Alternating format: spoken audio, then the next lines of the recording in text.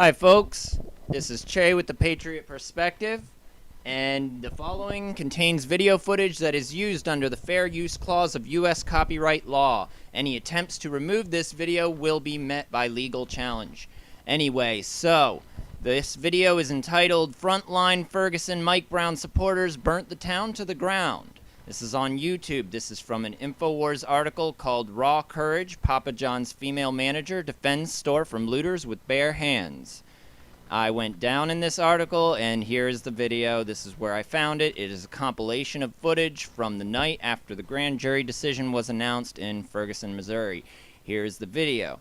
Now, let's take a look at this. Around 3:14, I noticed that there is footage of what looks like SWAT, military, police, agents, who knows? They're a paramilitary force. They could be mercenary contractors, who knows what. But they're on the ground in Ferguson. They're snooping around a car, looking all shady. They throw something into the car. Flames rise up. There's a bang at the exact same moment that the flames begin.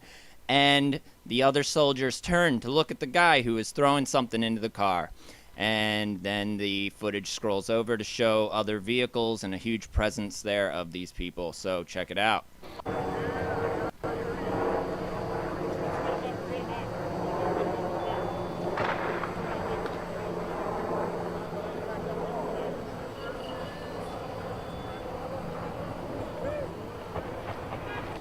Okay, so let's take another look at that. So this is at the Advance Auto Parts. And here's the car. Here's the people looking all shady, snooping around this vehicle. It has nobody inside.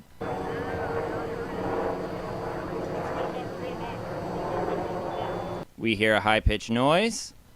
The guy chucks something in the car. He has a flashlight in one hand.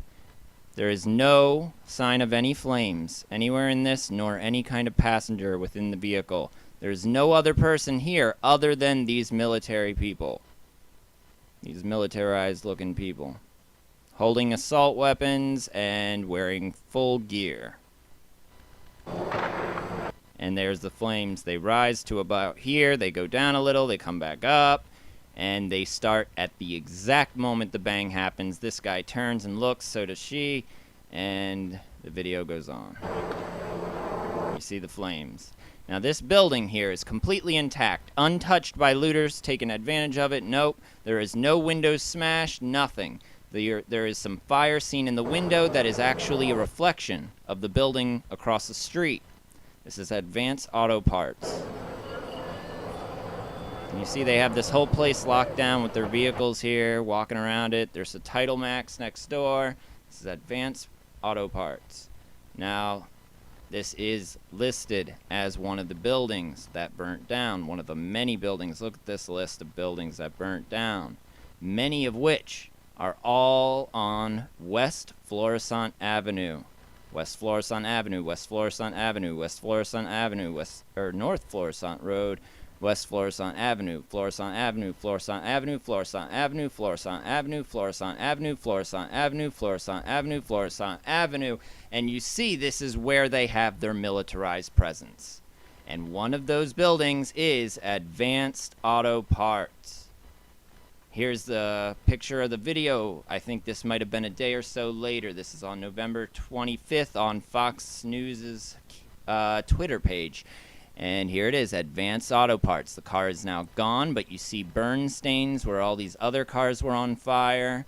This building is completely gutted at this point. Now, this is after the police had their presence here, after they had this whole place locked down. And yet this building is completely gutted by flames. This is about how the fire rekindled, I think maybe a day or so later. Here's a truck that's remaining there, probably pulled in afterwards. But anyway, there you have it. And now is what I believe it was, is a flashbang grenade. And here's a demonstration on National Geographic showing you what they do and how these are incendiary devices. Flashbang grenades are used when SWAT teams, let's say, go into a residence or something. And it's a grenade that's thrown in. It has a flash of light and a very loud sound. And it's made to disorient you.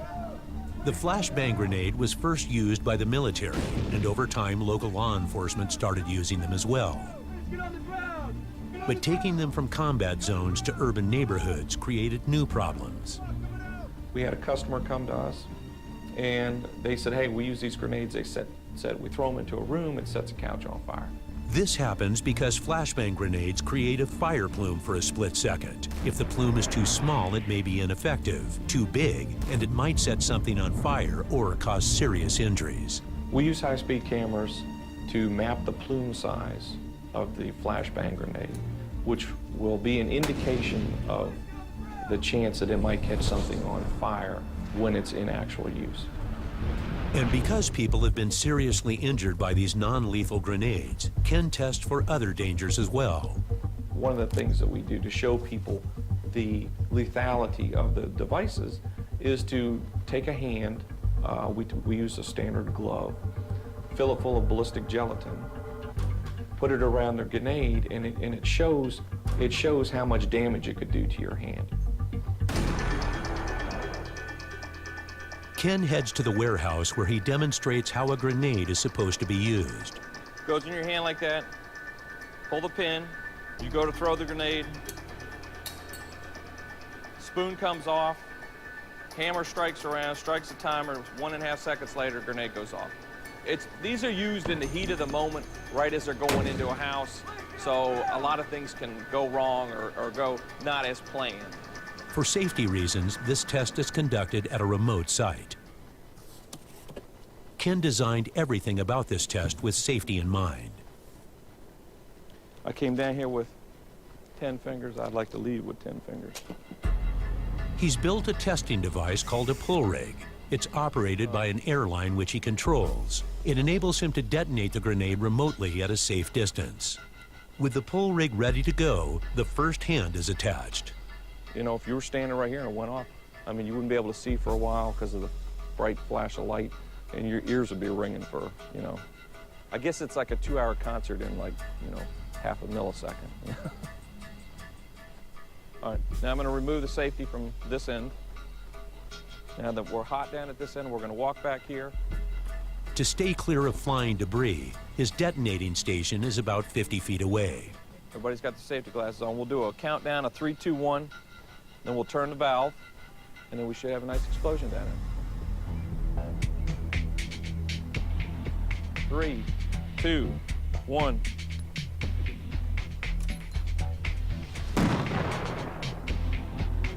Hand's gone, and the charge went off. You can see in real time the plume lasts a fraction of a second.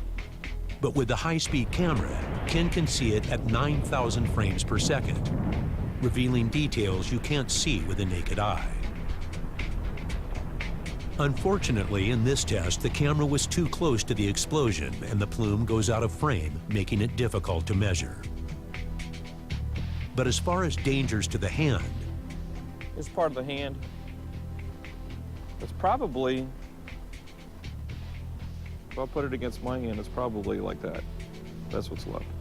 The fingers are gone and part of the palm is gone, which was right in here, so.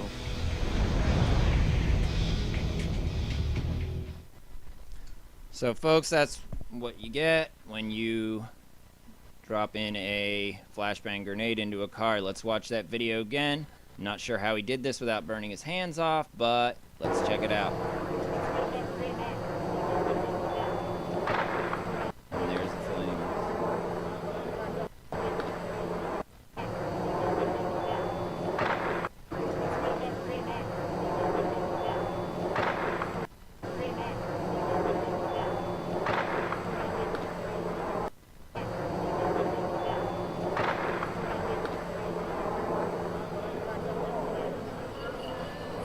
See, here's all these cars that were in front of the store, and then you look at the photo later, and you see burn marks where the cars were.